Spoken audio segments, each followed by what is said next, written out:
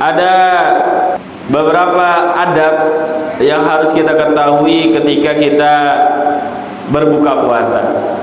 Karena sesungguhnya berbuka puasa termasuk di dalam beribadah kepada Allah Subhanahu wa taala.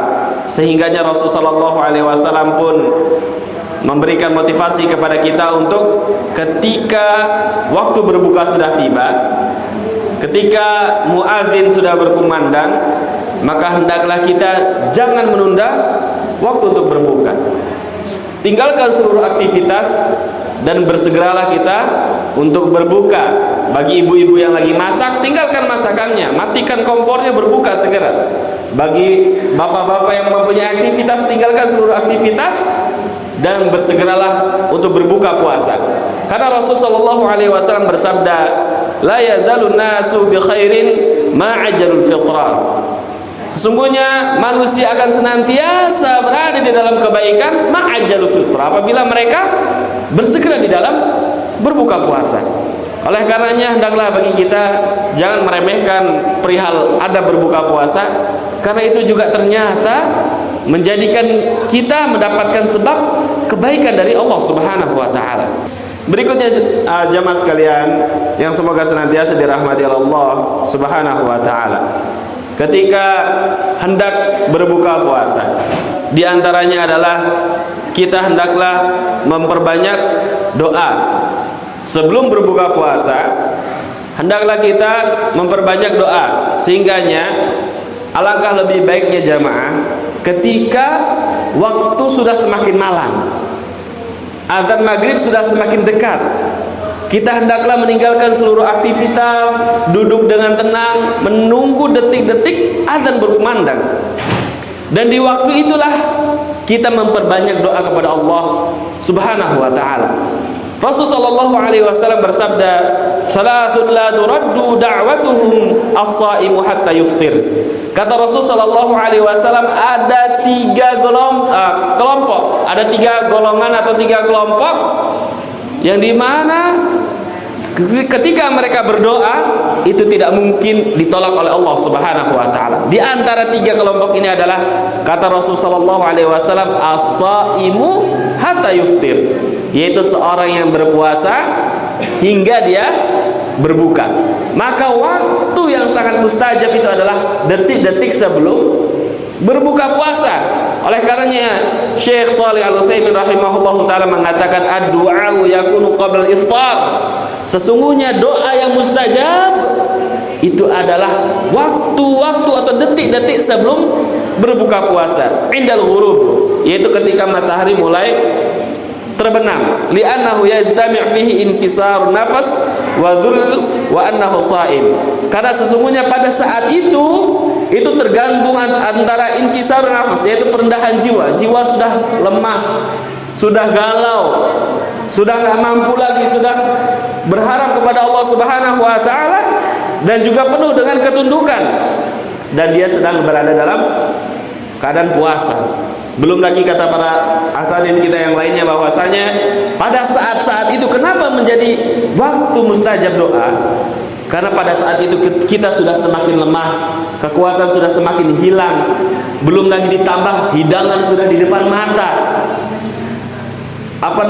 Nafsus, jiwa itu semakin bergejolak untuk menyantap hidangan, tapi kita masih menahannya sampai adzan maghrib berkumandang. Maka di situ adalah waktu yang sangat mustajab, sehingga kita memperbanyak doa kepada Allah Subhanahu wa taala. Wa kullu hadhihi asbab, kata Syekh Utsaimin rahimahullah taala, dan seluruh hal ini itu menjadikan sebab li ijabati, yaitu menjadi penyebab dikabulkannya doa. Wa amma ba'dal fitr, adapun ketika waktu orang-orang sudah pada berbuka puasa, semuanya sudah berbuka puasa, fa inna nafsa qad istiraha, dan pada saat itu hati sudah tenang, sudah makan, sudah senang, sudah minum, wa farihat, dan jiwa juga sudah merasa gembira, wa rubbama hasalat ghaflah. Bahkan terkadang kalau sudah buka puasa berlebih-lebihan akhirnya terjadi lalai.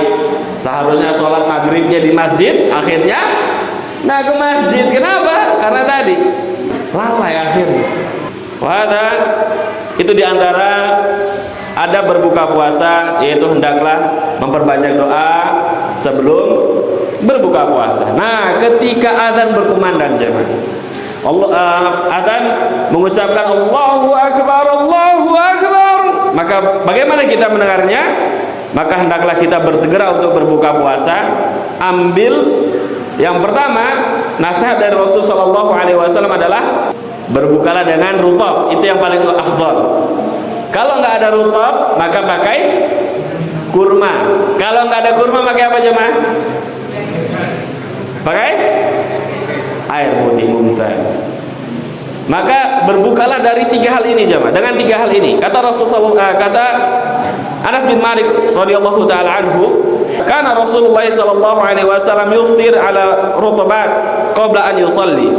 Bahwasanya dahulu Rasul sallallahu alaihi wasallam itu biasa berbuka dengan rutabat, dengan rutab sebelum beliau salat maghrib. Fa in lam takun rutabat fa ala tamarat. Apabila enggak ada rutabat, enggak ada rutab, kurma basah, kurma masih muda, maka beliau berbuka dengan tamarat. Dahulukan kurma. Jika di rumah ada kurma, pakai kurma dulu sebelum minum yang lain-lain. Sebelum makan yang lain-lain, pakailah kurma terlebih dahulu. Fa in lam takun. Apabila enggak ada kurma jamaah, maka hasan hasawat min ma. Minumlah beberapa teguk dari air putih. Dan itulah cara berbuka jamaah. Dan perlu diketahui bersama jamaah bahwasanya ada kabar atau ada isu di masyarakat, berbukalah dengan yang manis. Adapun berbuka dengan yang manis jamaah, ini iklan jamaah. Ayo, ini iklan jamaah. Jangan dibawa ke hadis jamaah. Ini iklan. Namun lebih afdal berbukalah dengan rutab. Kalau nggak ada rutab tamar, kalau nggak ada tamar, maka gunakanlah dengan hasan hasawat min ma, dengan air putih. Sebelum sirup, air putih dulu jamaah. Jangan pakai sirup dulu, air putih dulu. Sunnahnya pakai air putih dulu jamaah. Maka dalam hal ini jamaah ada beberapa nasihat juga kepada muadzin terakhir ya. Terakhir jamaah. Enggak apa-apa ya, apa sudah cukup jamaah? Terakhir ya jamaah ya. Bagi kata Rasulullah SAW, bagi muadzin jamaah, bagi orang yang diperintahkan atau menjadi penanggung jawab adzan, ij'al baina adzanika wa iqamatika nafasan. Berikanlah jarak antara ketika adzan sampai nanti iqamah.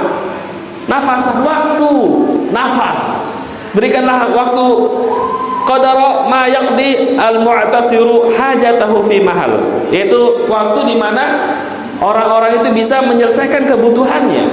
Ya, lagi buka ada kebutuhannya, ada makan, ada minum, hasawat, sekedar saja.